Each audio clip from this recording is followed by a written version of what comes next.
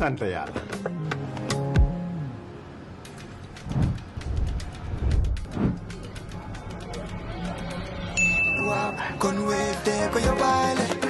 looy xaar utal Wave nga scan nga fay te nag doo ci yokku dara.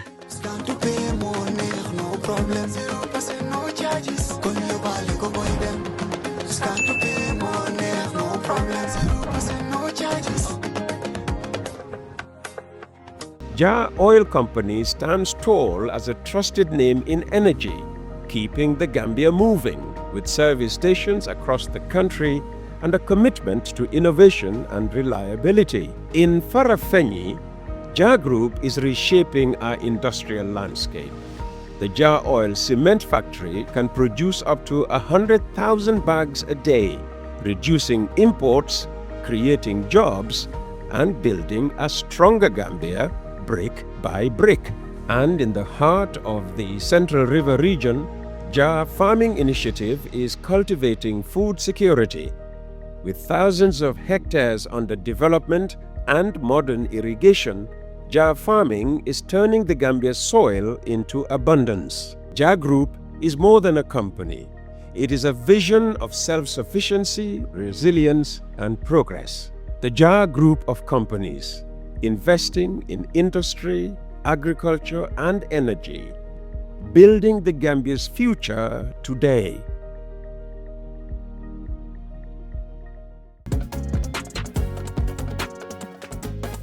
In the Gambia, we all move to different paces. Time is money, convenience is power, and now both are in your hands. No more long lines, no more late payments, no more missed chances. Not anymore. Because now the Gambia has its own super app, Zap. One app, one tap, endless convenience. Send money instantly, pay your bills in seconds, shop without borders, pay your rides, order your meal, buy your ticket, deposit and withdraw money for absolutely free. No extra charges, no hidden fees, only on Zap Super App. This is not just convenience. This is confidence. This is the future in your hands. And the best part, Zap is born right here. Built for us, designed for every Gambian home, every Gambian dream. So don't wait in the past. Step into the future. Download Zap today on App Store and Play Store and enjoy endless free services. Call us today on our toll-free number 1666 or on 260-0001. Zap. All in one. All for you. Tap in. Zap in. Africa is rising and business knows no borders. With Bloombank and PAPS, buying and selling across Africa is now effortless. Fast, secure, direct from your Bloombank account. One Africa, one connection, one heartbeat of opportunity, powered by Bloombank Africa. Bloombank Africa, in partnership with PAPS, connecting Africa, empowering you. Bloombank Africa. We make it happen.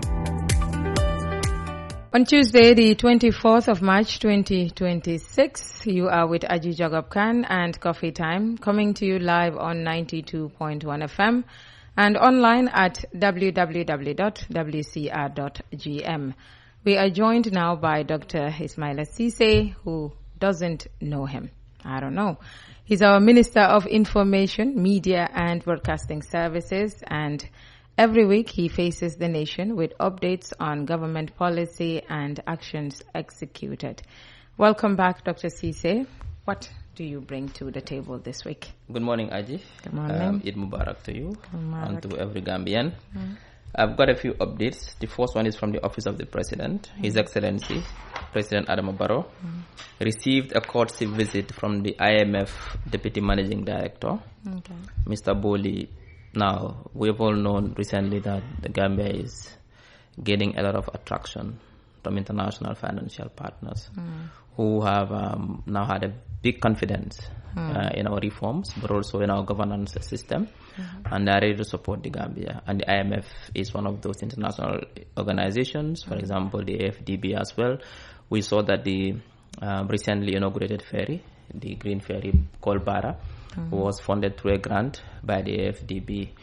We've also shown through the Gambia infrastructure project. Many of the projects that are being now implemented in Gambia are funded by donors, which has shown significant donor confidence in the way the country is governed. So it is within this same framework that Mr. Boli visited the president. He praised the Gambia's economic resilience, but also praised our strategic policy implementation. Now, under the President Alvaro's leadership, our administration continue to prioritize fiscal discipline, which we think is key. That is why we're able to implement all these big projects. But also digitalization to enhance transparency and anti-corruption initiatives. That is why now the government has signed MOUs with most of all the banks in the country, so that all payments now are done through the banks rather than taking money to public offices. So this has really helped to strengthen our domestic revenue base, but also promote domestic revenue mobilization, highlighting serious progress in national development. In the same vein, His Excellency the President also inaugurated the new green ferry called Bara. Now, this has strengthened connectivity between Banjul and Bara. This is an eco-friendly vessel, and this marks a significant but also a decisive step in advancing safe, efficient, but also modern maritime transport. Now, the President took the opportunity yesterday to give a very salient speech yesterday, where he really spoke about his desire and still his priority to not only provide ferry services between Banjul and Bara, but also to bridge Banjul and Bara. And this remains a commitment by the government, a commitment by His Excellency the President. And when Barrow promises, Barrow delivers. He has everything he has promised the Gambian people, he has delivered. And now he has made a commitment publicly that he will bridge Banjul Bara, and this is something that the government is working on to make sure that it is achieved. Now, His Excellency also attended and graced the finals of the Ramadan football tournament that he himself sponsored. He sponsored quite a few Ramadan football tournaments, one in Serekunda West Park and the other in Brikama as well. The finals of the Serekunda West Park was on Sunday. The President himself was there to do the kickoff, grace the occasion, but also interact with young people through sports. And he believes that sports represent a historic and unifying moment, bringing together youth across, not only within the KM, where the finals took place, but also across the country. Now, the events like this don't only promote sportsmanship, but also they promote peace, stability, unity, and brotherhood and sisterhood through sports engagement. That is why the President took his own personal funds to fund such an important project. Now, what this does is that it reflects a strong commitment to youth empowerment. Because the Gambia government, His Excellency, believes that young people must be empowered, but also he believes that young people's talent must be developed. That every young man, every person who's born in this country is gifted with a talent. But the environment creates the nurturing of that talent, and the President believes in that. That is why he's investing so much in youth empowerment, but also talent development, but also creating opportunities for young people, so that when young people have opportunities, when they have jobs, when they are making money in the creative industries, this is good for stability, it is good for peace, but also it is good for national development. Now, also the President presided over the Korite prayers, and after the prayers in Banjul, the Muslim leaders of Banjul, now, I mean, it's not only the Banjul, across the country, they paid a courtesy call to the President at the State House, where he had a meeting with them. This is traditional. It's been happening since the colonial period. But immediately after the Eid prayers, the Banjul Muslim elders now it's expanded to even elders across the country, across the Muslim divide. They go and meet the President in the State House to pay a courtesy call to discuss burning national issues, raise concerns to him, and that he should take note of, but also try to respond to. Now, in this particular one, the President really made a very important statement touching on his vision for the country. One of them is making sure that there is universal access and universal access to water and electricity. In fact, 90% already electricity. For water, the WASIP project now, which is being implemented, will provide water, clean running water, potable water to over 1 million residents in urban Gambia. He made that commitment. He also made a commitment to promote universal access to education, which we have almost achieved now with building 6,000 classrooms since he came to power, almost 11 classrooms a week he's building, promoting teacher education, making sure that the trainers are well trained, making sure that there is what they call the school feeding program, which feeds every child in this country with food so they are retained in the schools, expanding access from Bolibana to Banjul education. There's also a commitment, but also his commitment to provide more transformation to the Gambian people, and also protecting institutions to make sure they serve the public, to make sure they are stable, but also they lead to growth as well. So these are updates from the presidency, and the other update is from the Ministry of Finance. We all know climate financing, how important it is now that we are faced with the threat of climate change. Honorable Sidi Keita convened the Gambia's first climate finance roundtable at the Sadada Karabajora Conference Center, which brought together governments, officials, development partners, and private sector representatives. Now, the forum focused on mobilizing innovative financial instruments to support sustainable development and strengthen the Gambia's climate resilient economic planning. Otherwise, if you don't do that, all this infrastructure we are building might not have their desired effect. Now, the Ministry of Health also inaugurated, through the leadership of Honorable Amadou El Samate, inaugurated a new digital X-ray unit at the Brikama District Hospital. This is very important. This is part of expanding healthcare service to the public. You don't have to come to Banjul alone to get access to digital X-ray, but now even at the Brikama Healthcare Center, they can access it. This was inaugurated last week. The facility will enhance, obviously, diagnostic accuracy, accelerate clinical decision making, but also reduces patient waiting time.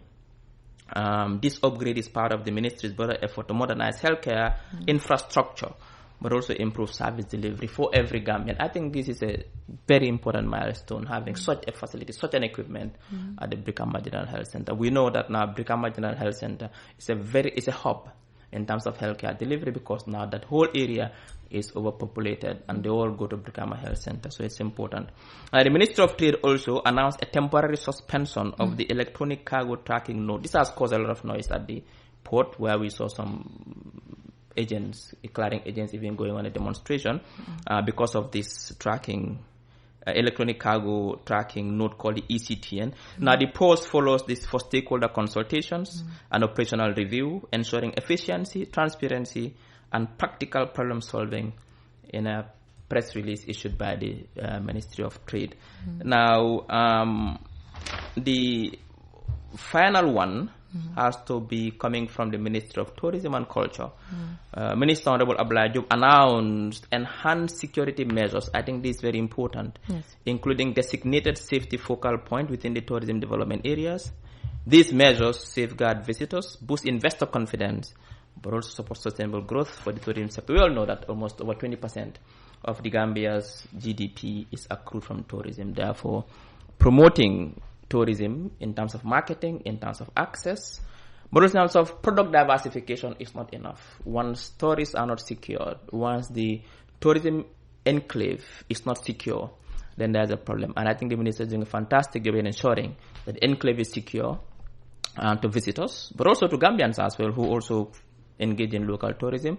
That is why now they are working hard to come up with initiatives to ensure that the TDA is secure. Not only that, but also the entire Gambia is secure, because Gambia's security is contingent upon TDA security, contingent upon Gambia's security, and Gambia is not secure, TDA is not secure. I think this is a right move by the minister to work with the security establishment to make sure the TDA is safe. These are the updates, I guess, from government. Yes. All right. I'm sure you know about the Never Again Network reigniting the third term debate, and your ministry's policy or regulations in respect of broadcasting and online content. How would you like to address this renewed opposition? Well, let me start with the third term debate. There is no debate. There is not? No. There is no debate. Let's see. What would you People say should not create debate where there is no debate. I think I would advise the not third term, or the how do they call themselves again? The Never Again Network, to in fact expend their energy and their time in discussing and debating the president's continued and sustained development initiatives. Let's debate that. That should be the focus of the debate across all sectors, from healthcare to education to electrification, that is infrastructure, to education. I think that should be debate. The third term is not a debate. It's the Constitution 1997 which gave President Barrow the mandate to contest any election he so wishes. And it's for the government people to decide that debate and not a nondescript network. Now, so there's no debate here. We are not debating it. The president is contesting these elections and nothing can stop it except nature. And that should be clear in the mind of every Gambian. So I don't think this should be a debate that will not really bear any fruit. So there's no point in debating that the president is contesting. The Constitution gives him the right to contest. And nobody, no initiative, no organization, no individual can stop the president from contesting that election. That should be very clear. So there's no debate there. So I'm not getting into that. Now, on the issue of the two instruments that have made a lot of noise recently, the first one is like I said, we're not calling it a policy. We are calling it a voluntary press accreditation framework or guideline. It is still with the GPU for them to get back to us. The last time we met with the GPU and the Media Council and the Broadcasting Association, we decided to make some changes to the original document, the original draft. And the GPU, the Secretary General, was supposed to work on the final draft and send it to us for further development until we have consensus on the document, and then we implement. Now, on the second one, which is called the Online Content Broadcasting Regulation, this is still a work in progress. It's a regulation with PURA still. People need to understand that regulation's life cycle, there are procedures. The minister instructs the regulator to come up with regulation. The regulator works on the regulation. It is still under development. It will be subject to public validation, obviously. It will be very premature for me to now preempt what happens in the public validation. That is why I insisted last time that those raising concerns about these instruments are really going ahead of themselves. They should wait because I think until the regulation is almost, the draft is done, it goes for public validation, where they all be invited in the validation to make their views known in that validation, and any changes that should be done at that validation. And it goes to the Minister of Justice for legal advice, and it goes to Cabinet for Cabinet to pass the regulation. That is that is the life cycle of a regulation. Now, but one thing I can tell, I'm not going into the details of the regulation because it is still with PURA, they're working on it, it's not done yet. That's why it's a bit premature. One thing I can tell you is that this regulation and the press accreditation framework as proposed by the Ministry of Information, Media and Broadcasting Services is one of the most innovative, forward-looking and progressive piece of governance instruments the country has seen for a very, very long time. I think why? Because one, it will help promote our democracy. It will help professionalize the media, but also it will help protect the public interest, but also the dignity of every Gambian. I think this is a governance instrument that every journalist, every citizen, every Gambian must support. Yes, debates are accepted. We are not saying it's a perfect document. As in every legislation, in every instrument, there are different viewpoints, of course.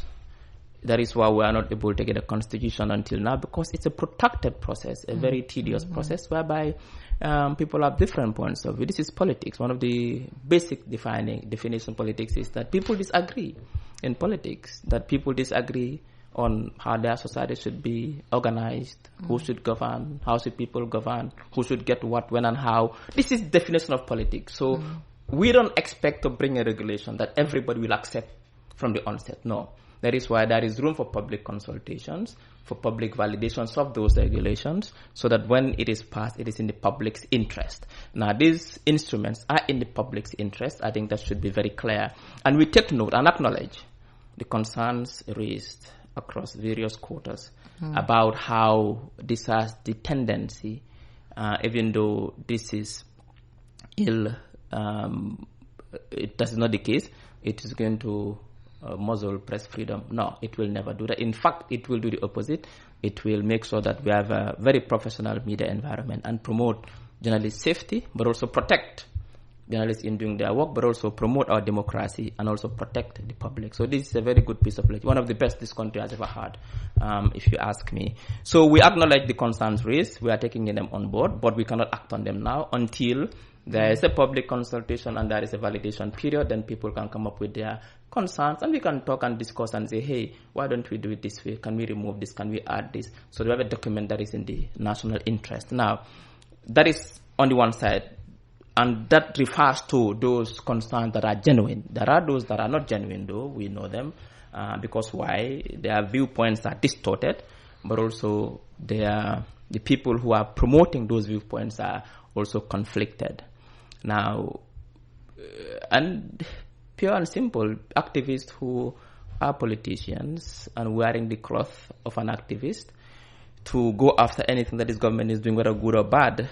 In fact, one of them is the Edward Francis Small Center. I mean, it's already conflicted. We understand that the proprietor or the director of that center is... And these are allegations that he's working with some nondescript people from a political party to get into politics. So we don't listen to those ones, those who are politically conflicted. We listen to the genuine voices, the journalists, the media practitioners, those who have some neutrality, those who promote national interest. We listen to their concerns, and I can assure them, like I did before when I was sitting here, that our intention is not and never will be to suppress journalists from doing their work or to take us back to the dark ages. That will never happen. The purpose of these governance instruments is to protect journalists themselves, is to professionalize them, to protect the public interest, but also to ensure that our democracy is consolidated. You earlier mentioned President Barrow's meeting with the Banjul or Muslim elders across the country. Increasingly, people say it is now political and has therefore lost its relevance. I mean, what do you make of that kind of criticism? No, people didn't say that. Only one person said it. Gambia has 2.5 million people. If 2.5 million people support an initiative which we think is good for promoting cohabitation, promoting national unity, promoting stability, and providing a platform where the president can, during Eid, interact with the citizens, I think everybody should welcome that. This is our tradition. And in fact, during Eid is when we go to visit people and discuss issues in our communities. So this has been a long-standing tradition, and traditions are very good for a country. Even in Britain, there are some royal traditions that are still relevant. After 500-600 years, they are still relevant traditions. So for me, we have 2.5 million people, and if one person has opinions that are against tradition, that are against Islam, that are against religion, we don't really pay attention to that. What is important is a practice that will go on. It will not stop. There's no debate on that. Let's debate other issues. Let's debate other issues. Let's debate on our green transition. I think sometimes I see misplaced priorities with some of our activists. Let's debate our green transition. How do we transition from heavy fuel to green energy now that they have these? We are vulnerable to shocks that are happening globally in terms of the Middle East war. The debate should be, what do we do to cushion ourselves so we are not highly exposed to the war in terms of access to the commodity that we need to survive. Let's debate about our energy infrastructure. Let's debate how do we reform our education sector. Let's debate about how do we make our healthcare better. Let's debate about how do we empower our young people and women. That should be the debate. But I think unfortunately, some of our activists, some of our so-called activists, they have misplaced the priorities. Because for me, the Banjul Muslim elders or the Gambian Muslim elders going to visit the president on Eid, to extend regards to the president, to compliment him, to discuss national issues. Every Gambian welcomes that. And in fact, that again with the regulation, I've seen some people writing that we are trying to regulate. The media is already regulated. It's already regulated. It's in West Coast regulated. West Coast has a license. And that means the West Coast has licensing obligation, that the West Coast cannot do anything that will endanger the national stability of this country. All the TV stations in this country are regulated because they have a license and they operate within the framework of that license. All the radio stations are regulated. The newspapers are regulated. Now, where is the noise here about we are trying to regulate the media? The media is regulated. But it needs to be clear that when we were making those regulations to regulate the media, online new media was not existing yet. Therefore, when they started to exist in the past 5 to 10 years, they fell outside of the regulation framework. What we are trying is to bring them inside so that they also have to be held accountable, also follow national laws, so that they also protect themselves. The regulations are to protect the media as well. And that's why it's important. So for me, it's like laws of the country. The law is to protect you. Sometimes I think that the law is a burden to you. But if there were no law, there'll be anarchy. We'll be living in a state of what Hobbes called the state of nature. The law, no matter how you hate the law, because you feel it's a constraint or it restricts you from doing what you want to do, but also it protects you. What it does is that it stops others from infringing on your privacy. The same with regulation. If society wasn't regulated, there'll be a problem. So you cannot have a media that is one part is regulated and the other is outside of regulation. And they are going around to want to regulate. The media is regulated in this country. It's nothing new. So what I'm telling you is that the Muslim Bandwidth elders, now you can even transform it to say Muslim elders visiting the president. It's a long-standing tradition that everybody, every Gambian really supports and appreciates. So I think one person who really has some issues with Islam or issues with tradition, rights, that's his problem. We're not really paying attention to that. Let me take you back to an unfortunate incident that happened around the Eid time. That is the passing of a father and 4 of his children. It is our understanding there are no lifeguards, position there. What and how does government react to this tragedy? It's unfortunate. Like the right word is a tragedy, a big tragedy, a big loss. We've had and seen a lot about the gentleman who really lost his life together with his 4 children. He's been a community servant, doing a lot for the Gambia. It's a big loss to the Gambia, a big loss to his family, but also a big loss to Bakau, and we extend our condolences to the entire family in this very difficult period. Now, again, should be the debate. How do we ensure our beaches are safe and secure? Now this will ignite that debate. I think we should focus on the government will take note of this. There are lifeguards, obviously. Maybe on that particular area there were no lifeguards on that particular area there were no lifeguards there because normally when you go to the Kololi beach areas, I've seen lifeguards there, well-trained lifeguards, and even they do voluntary service. It's time for us to now re-engage those lifeguards and see what support we can give them to expand their services across the entire beach area where people can go and swim. It's unfortunate that this has to happen, but I think government will take note. We'll make sure that now we re-engage. I know the Minister of Tourism will be listening, or he will take note of this. He's a very proactive minister. He'll engage the lifeguards and see how we can expand and support the lifeguards so that they can be able to now expand their services so that these kind of incidences cannot happen again. Because normally the lifeguards normally also, when you go to this area, they normally give signals. When they put a red flag, it means that don't swim because the currents are very, very, very strong. When they put yellow, it means that, be careful. When they put green, I think it means that it's okay. So I think it's there, but it's not been, I think that key point area did not have those lifeguards. And I think it's unfortunate that this should happen. Now, but the government will take note. This is what development is. Things have to happen for some things to happen. We'll take note. We'll engage the minister. We'll engage the lifeguard association to see what we can do to make sure that their services are expanded all across the TDA, particularly those areas where people can swim. Doctor, thank you very much for your time once again. Thank you.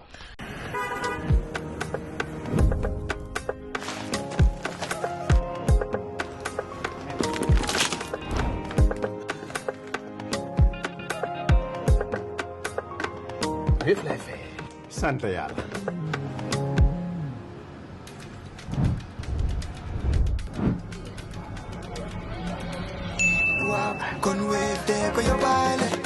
looy xaar utal Wave nga scan nga fay te nag doo ci yokk dara.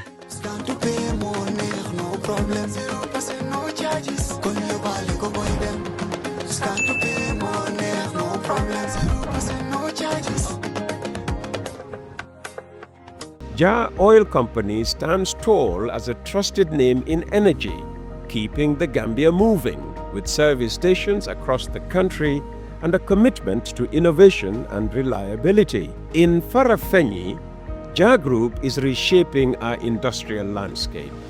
The Jah Oil Cement Factory can produce up to 100,000 bags a day, reducing imports, creating jobs, and building a stronger Gambia brick by brick. And in the heart of the Central River region, Jah Farming Initiative is cultivating food security. With thousands of hectares under development and modern irrigation, Jah Farming is turning the Gambia's soil into abundance. Jah Group is more than a company. It is a vision of self-sufficiency, resilience, and progress. The Jah Group of companies, investing in industry, agriculture, and energy, building the Gambia's future today.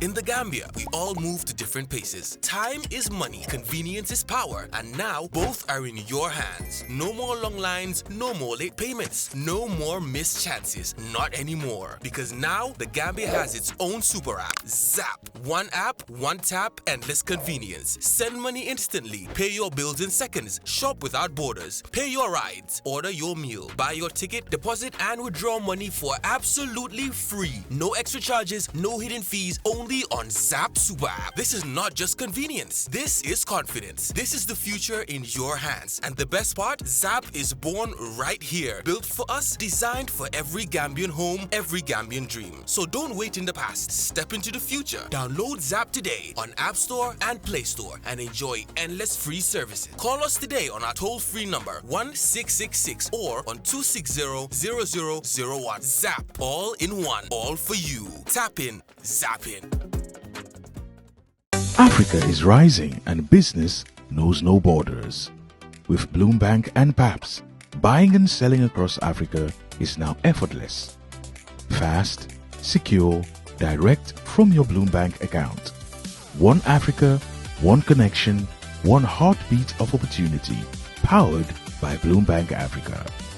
Bloombank Africa, in partnership with PAPS, connecting Africa, empowering you. Bloombank Africa, we make it happen.